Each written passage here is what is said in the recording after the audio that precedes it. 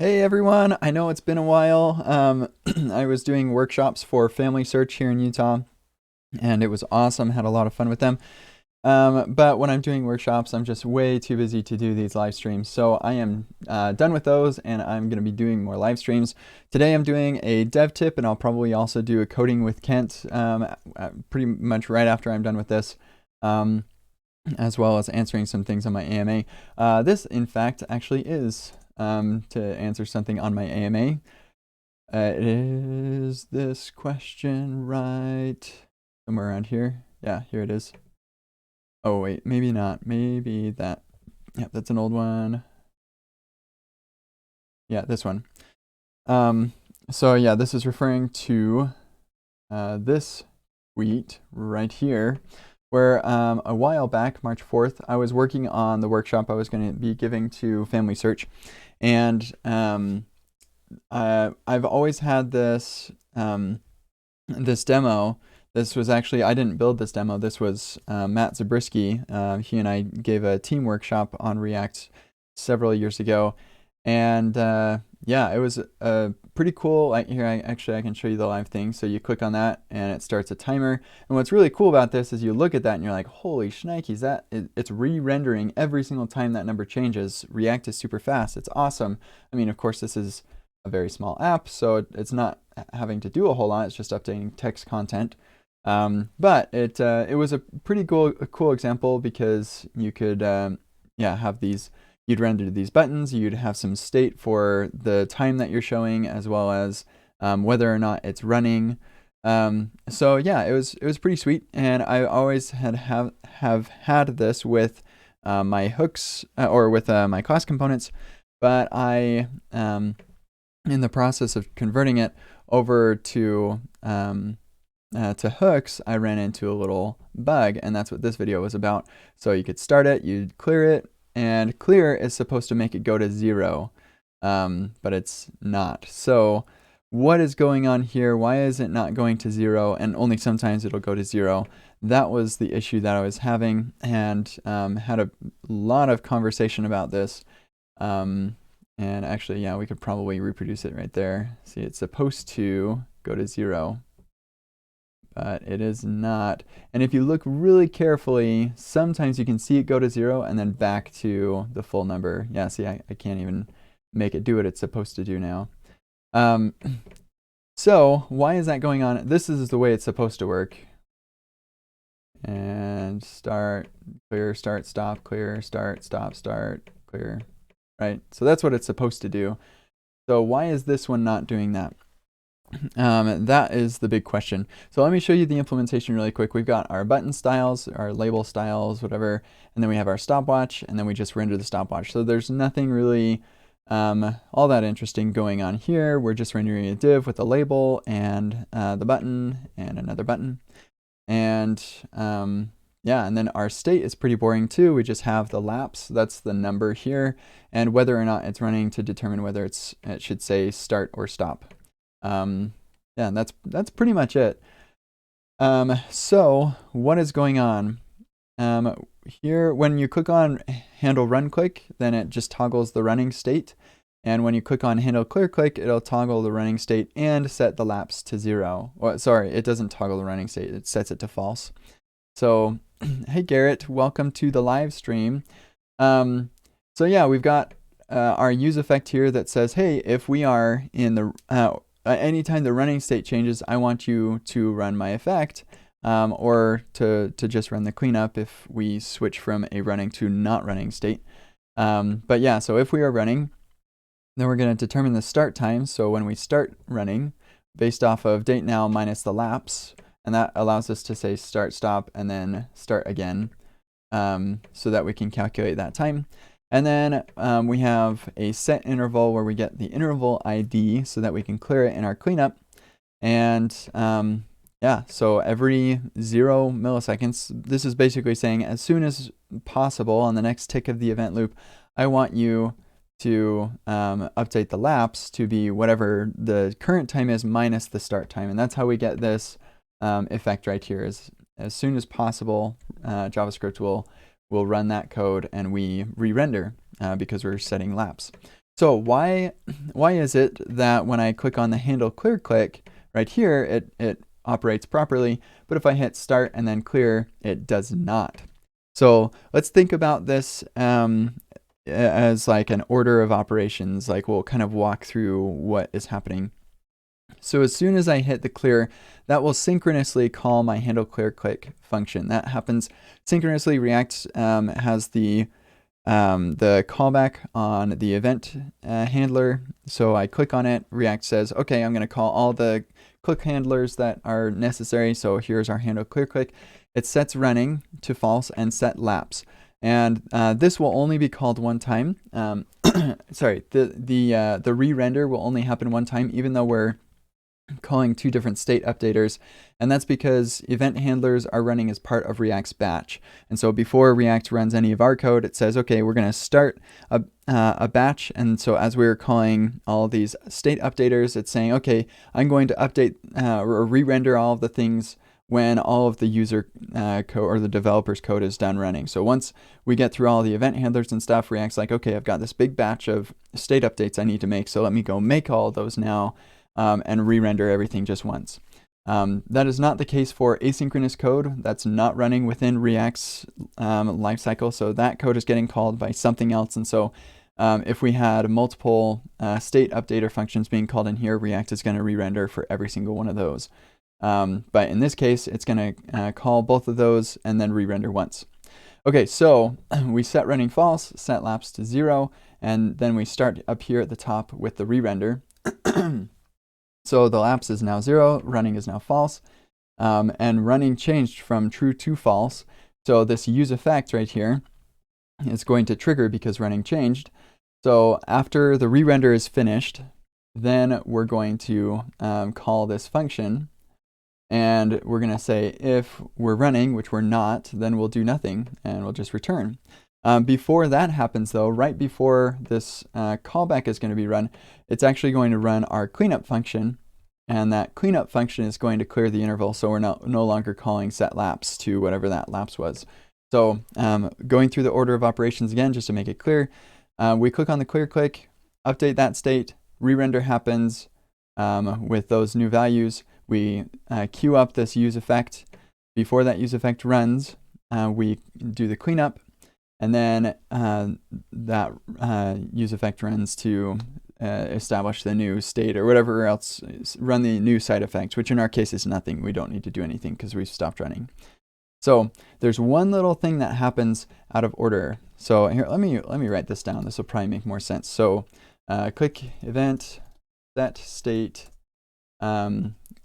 queue effect run previous effects cleanup run effect callback. Okay, so these all happen in order, and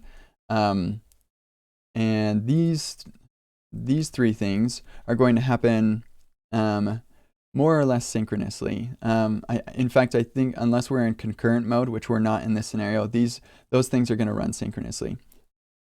So here is, and that's actually the real trick. So we run the previous effects cleanup and then run the effect callback. There's one other thing that's going to happen, and that is what's causing our bug, and that is the set interval. It has not yet been cleared. See the run effect callback or run the cleanup, clear interval. That hasn't happened yet, and so the clear interval hasn't. Like the interval hasn't been cleared, and so set interval is able to queue up a new run of this interval before our set interval thing is cleared, and so it hasn't been stopped yet. And so what happens here is this is our set interval callback is run. So because this happens after we already set the state, we're going to set it to 0, and then we're going to set it to whatever it was going to be next. That is the bug. That's the reason this is happening. So yeah, people are being nice in the comments. Thanks. People saying this is useful. That is very good. I want this to be useful. It's Mesor X. Yeah. So that's what's going on. So there are a couple of problems here. First of all, setInterval is actually a really aggressive API, especially when you're doing setInterval with 0, or like that's the default actually. But setInterval with 0 milliseconds just says, as soon as possible, as soon as the computer is able to do this, I want you to run this code over and over and over again.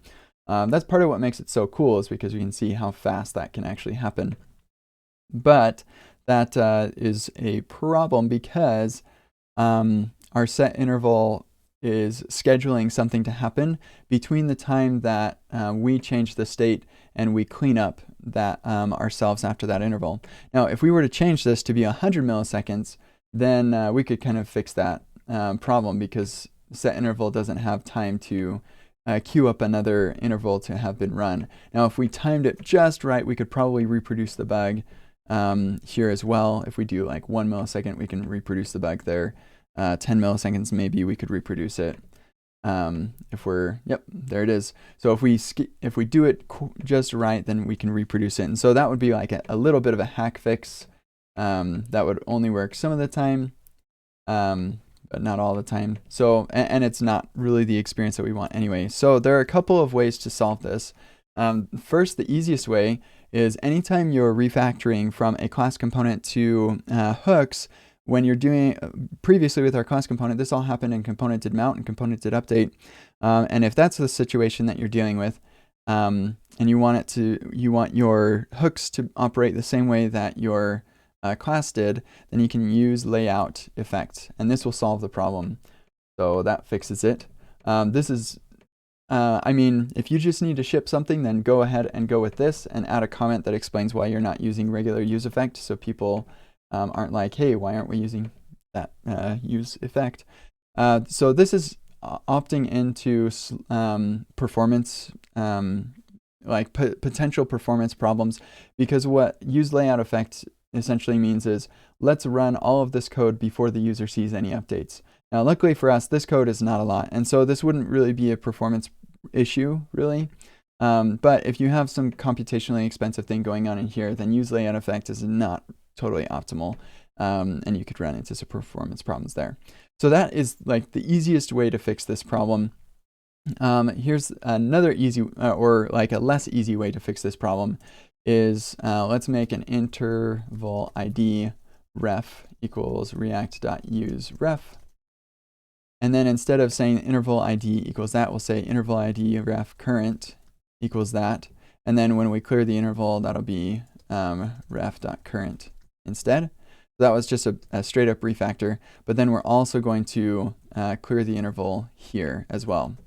And that fixes the bug too, because we get to clear the interval synchronously before the interval gets a chance to queue up something else. And then our elapse will get that state updated at that same time. So that's another way to solve the problem. And incidentally, that was kind of the way that I'd written it with the class method. Was I was using an instance property, and you kind of have to do that anyway, because with the cleanup, you can't clean up in the same place you create the interval ref or the interval ID anyway. So that was the way that I did that in the class component. So that is okay, I guess. It's not my favorite solution either. So let me go back to our problem. So what's the real, like, there are two other solutions I'm going to show you. Yes, Dusan just asked, so use layout effect is synchronous with render.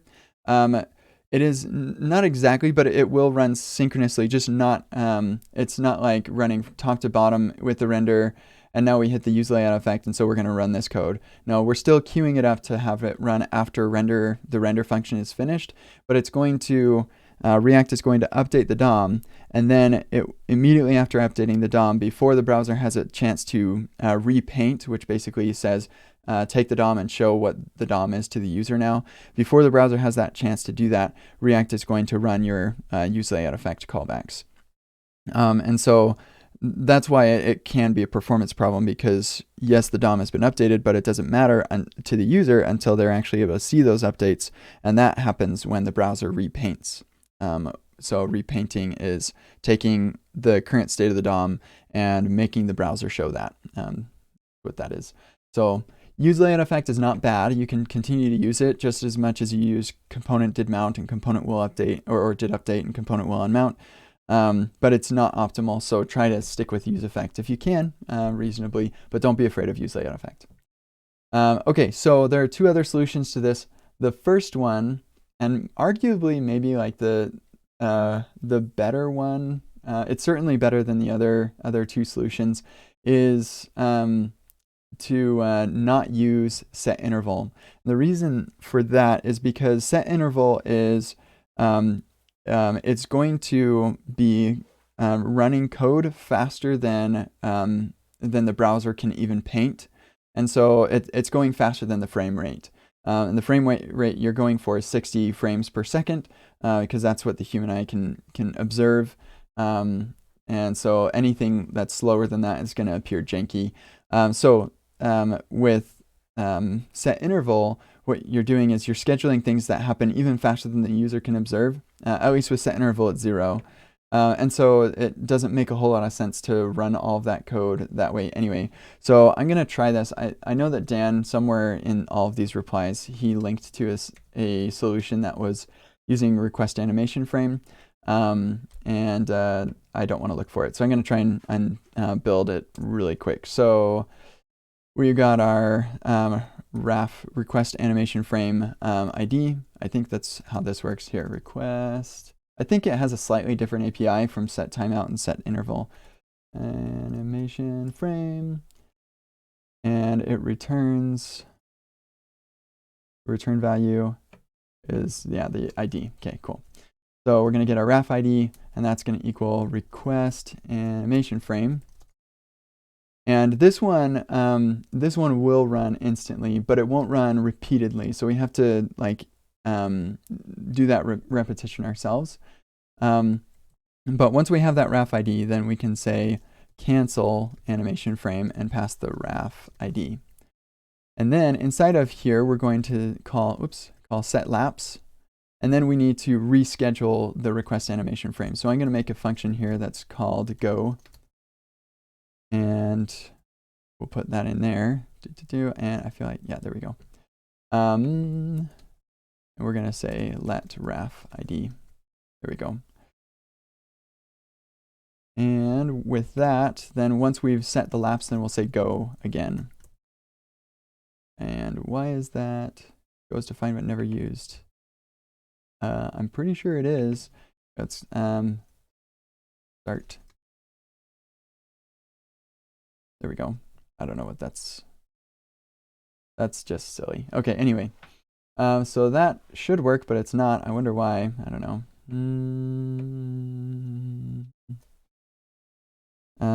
Let's see here. Okay, so start. No errors. Boo. Oh, haha, we never call start. That makes sense. So then we'll call start here. Okay, and the formatting is like super messed up. What in the world? Oh, here we go. There we go. Oh yeah, so that ESL learning was useful. Okay, cool. So we start, and there it goes. And it, oh, the clear is not working.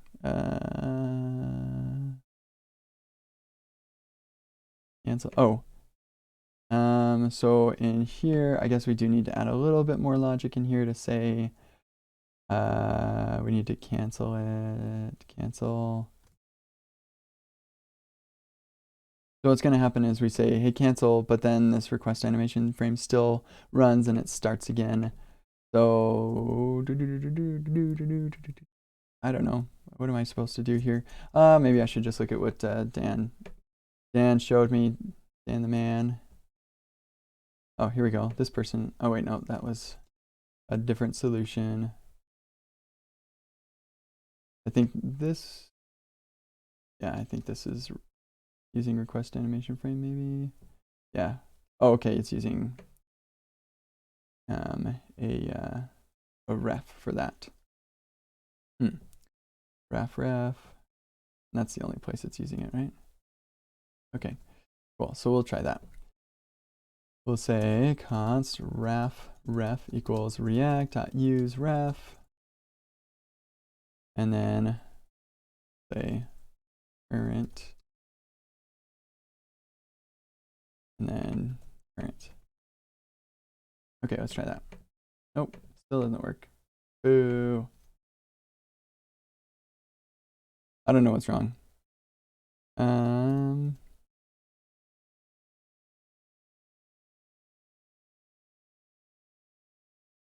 didn't even realize there was an Angular. Somebody tweeted an Angular example. That's fun. Okay. Come on, Dan sent me one that was. I need to use the. Look at the thread. Twitter is not very good at this kind of thing, by the way. It's probably nope. No.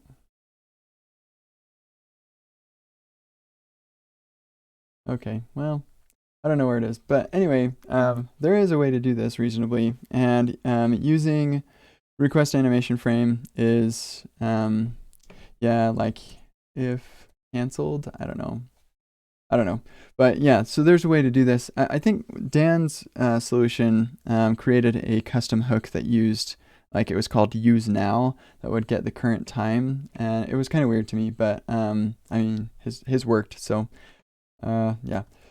Anyway, the reason why request animation frame would be better is because it doesn't not schedule things to happen before the browser has a chance to update anyway. So it's going to be better for performance. But I'm going to go all the way back. Here, we'll leave that. Yeah. So I'm going to go all the way back to our original problem. We've still got the issue. How do we solve this? And I'm going to switch us over to use useReducer, and you'll see that this problem just magically goes away because we're using useReducer. So we'll make this a function called it's going to be our reducer, our stopwatch reducer. Oops. And that's going to take our state, and what he did, maybe I'll just show you his. Yeah, let's just show you his. His is great. So we're going to leave this one as broken as it is. And I'll just show you what his looks like. And that and that. Okay, so here's what Dan does. We get our state and a dispatch from our useReducer. This is what our reducer does. It takes state and an action that has a now and a type. And then we get lapse and started from state. So started is like the running that I had. So we could rename that to running if we wanted to. Oh no, it looks like that's the started time. And so if started is null, then we're not running. So he kind of stores both of those implicitly in state, which makes sense. So then for the start, tick, stop, and clear, we have state changes. So for start, then we are passed what the now value is, and the started is now, and then we can derive the lapse from those two things. With tick, we're just going to update what the now is, and we can derive the lapse from that. With the stop, we're going to say started as null, so we don't have a start time. Oh, and it looks like lapse actually is in our state. That's interesting. So he doesn't initialize state with default now. That's, I wonder. Oh, yeah, we do need to maintain lapse in our state. I'm gonna just stick now in here as well. Yeah, we'll just do null for that. I like to have my initial state have all of the state that is required, so that's why we'll do that. Or all the state that is available. It's easier, I think. So anyway, then we have our lapse. When we stop, our lapse needs to be updated to now minus the start time plus that lapse. And then we're going to have clear that sets lap to 0, started to null, and now to null also. That's what I'm going to do there. And this probably should set now to null also. I think that makes sense to me. So we'll see if I broke it here. Let's see. Cool. It's still working. Okay, cool. So this is just being a little bit more explicit rather than letting state hang off. Even the reason it was working before is because now wasn't actually being used in that current state, so it was fine. But let's just make things a little more explicit here. So here is actually, I'll explain why this works, and the other one didn't here in a second. Why useReducer is preferred in this scenario here in just a sec. So let's just look at the rest of this code. So Dan's use effect is based off of the started state, which is basically the same because the started it represents the running state. Mine was just a true and false. Started is basically the start time. And because he's storing date.now in state, he's able to derive the start time based off of, or he also puts the start time in state. So yeah, we get our started, lapse, and our now. We get the current time, which is if we've started, then that's going to be now minus the started. Otherwise, it's going to be 0. So yeah, and then the current is going to be used to determine what the total is, and the total is what we render. So there's that. So I think that this is the lapse since we last started. I think. Yeah. So yeah, anyway, then we have, when the started time changes, we're going to run this use effect. If we are in a started state, then we're going to have this tick function, which is in our set interval. So we could just stick that in there if we wanted to. So same thing. And that tick is going to call dispatch. So in ours, we called set lapse. This one's going to call dispatch, which is going to update the lapse. But it doesn't do any logic. So like in ours, we had this logic right there. When you're using reducers, typically you're going to have the logic in the reducers. And then we just pass in all of the information that the reducer needs to do its logic. And in this case, that's now. So yeah, as soon as the browser can possibly run it, it's going to run this tick to dispatch now. That's going to cause a re-render. And then the effect cleans up with this clear interval to stop doing that. So it kind of looks exactly the same as what we had before, but here's the key difference. Now, like if you came in here watching, like, okay, so why is useReducer better than useState in this case? Here it is. When we call dispatch, or actually here, let's go through the code again. I'm gonna do this, blah blah blah. This is the order of events, and then this same order of events applies to this example as it did to the other. So we have the click event. That click event on the clear is just going to dispatch clear. And so that state update says started is null, now is null, and lapse is 0. Okay, and that's all of our states. So I'm just going to get rid of that. Staff will get rid of that as well. And yeah. Yep, that's good. When you're doing all the state, I don't like spreading because it doesn't do anything, and it also seems like it could potentially cause problems. I don't know. I like to be more explicit, I guess. You do what you want. But here, so we click the event, we set the state, which just sets started and now to null and the lapse to 0. So that gets us into our initial state, basically. And then we trigger a re-render, so we should be trigger re-render, and then cue the effect. And then we have a break in like letting the browser paint and everything. And then while that's, so like we're going to cue this effect. While that's happening, the set interval callback is going to be scheduled and run. And so we're going to call this dispatch. That dispatch here, and actually let's do dispatch is called. So then we're going to say tick, and we'll come up here, and in tick, we're going to set the now state.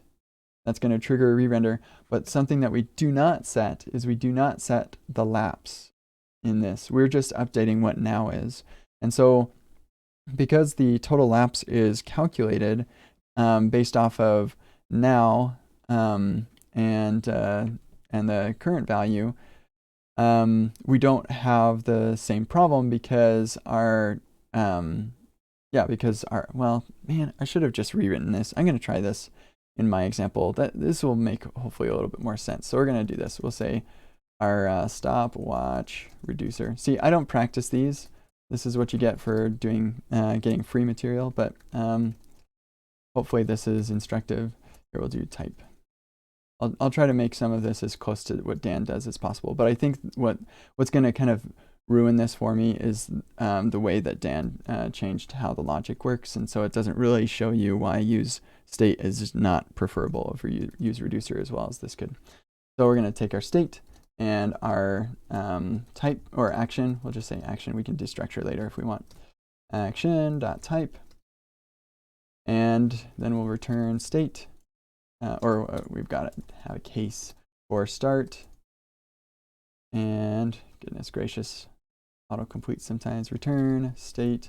We're going to have some other actions and a default, and our default's going to throw a new error, unhandled action type, action.type, or unsupported action type. Always a good idea, I think.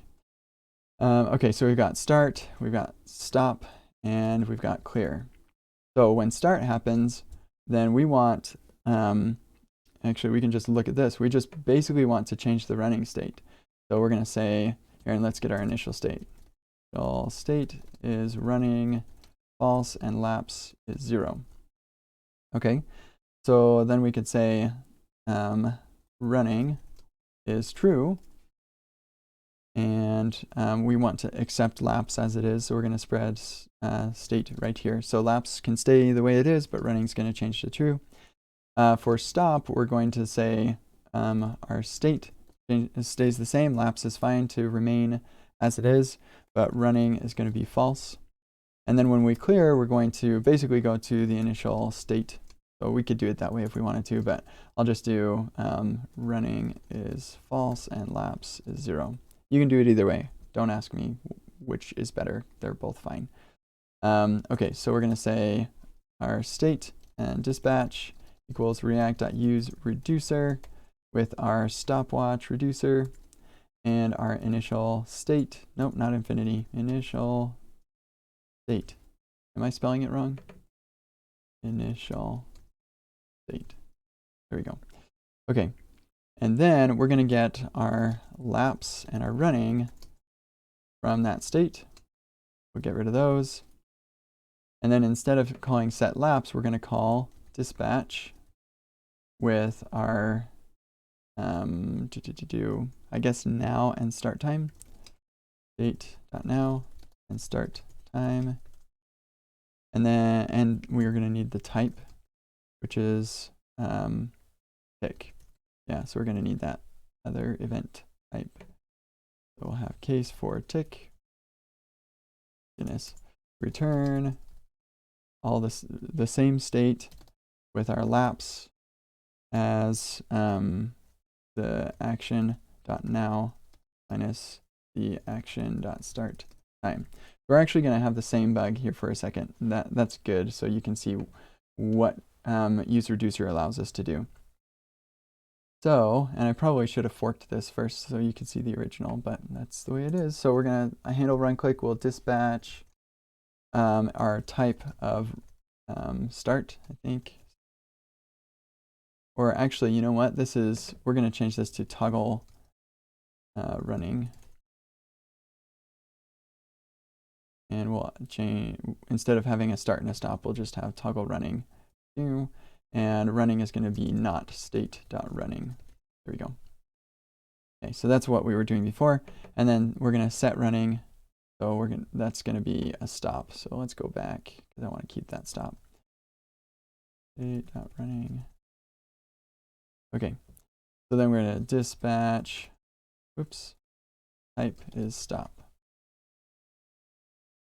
Okay. Cool. So this should have exactly the same problem. Oh, except clear's not working. Let's figure out what's going on there. Running is false. 0.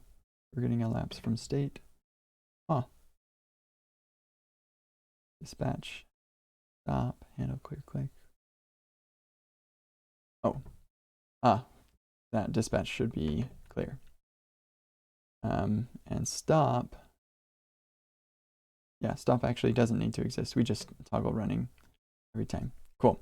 Okay, cool. So now we have the same problem. Clear. Okay. So why is it that we should yeah, so why is it that we should, or that useReducer actually helps us with this? The reason is that when I call dispatch here, I might be calling it as part of a set interval after we already set the state to no longer be running. So what we can do is, because our reducer has access to the state, I can determine what the new state should be based off of the current state. That's kind of the idea behind the reducer. So in this tick, I'm going to wrap this in curly braces, and I'm going to say if state.running, then we're going to return this stuff. Otherwise, we'll return just the existing state. We won't make any changes. And that solves the bug. Now, again, using set interval like we're doing here is a pretty bad idea. You should be probably, if you wanted to build something like this, then you should probably be using the request animation frame API and figure out how to use that properly. Sorry that I wasn't able to get that working. But if you really just need to use set interval and you need it to happen over and over and over again, then this is a pretty straightforward way to solve it using a reducer. Is you just say, hey, if my state is currently running, then we should we can update, but if I'm not, just don't make any updates. Kind of hacks around the problem a little bit because you technically shouldn't be calling dispatch for a situation when state shouldn't be changed, but it does solve the problem, and it solves it in what I think is a fairly elegant way if you just really have to use set interval. So yeah, that's pretty much it for me for this dev tip. I hope that was interesting and helpful, interesting way to compare useReducer and useState. If I were to sum this all up into a single thing, I actually updated my blog post. If we go to useReducer, or should I use reducer or use state? I've switched those. I added this little note right here. Nope. Yeah, thanks a whole lot, service worker. Oh, that's so funny. Okay, so one situation when useReducer is basically always better. If your element, if one element of your state relies on the value of another element of your state, it's almost always best to use useReducer. So that is the case for us because the element of our state being lapse depends on the element of our state of running. So we need to know what the state of running is to be able to update the state of lapse. And so that's why useReducer is better in this situation. Yeah, so that's pretty much it for me. I hope that was interesting, and I will be doing this more often, hopefully daily. That's my goal. And I'm going to try and do it in the mornings, but sometimes life is happening and we just can't make that happen. So I want to try and find like a regular time I can do this every day so you can know that you can tune in for a particular day. But yeah, hopefully that was interesting. And next I am going to do the 3 Minutes with Kent podcast and answer one of your questions on my AMA. So feel free to open any questions that you have. And yeah, see, this is what happens when I stop doing daily answers to questions, is people stop listening. That's interesting how that works. So yeah, ask questions on my AMA, and I will try to get them answered on either this live stream or on the podcast. So a quick question from Bartos Gordon. Hi, a question about React testing library. Is there a way to avoid act warning when running a wait after rendering component that fetches data in useEffect and stores it in that state? So let me show you something really quick. If we go to Learn React, and in here, this is my repo, Learn React. If we look at the testing stuff, actually, yeah, right here, the setup tests, I've got this hack right here to silence that warning until React fixes this bug. So it's not really a bug, it's an unimplemented feature which allows for an async act. And with that, then React testing library will implement this as part of the wait utility and the wait for element and wait for element to be removed.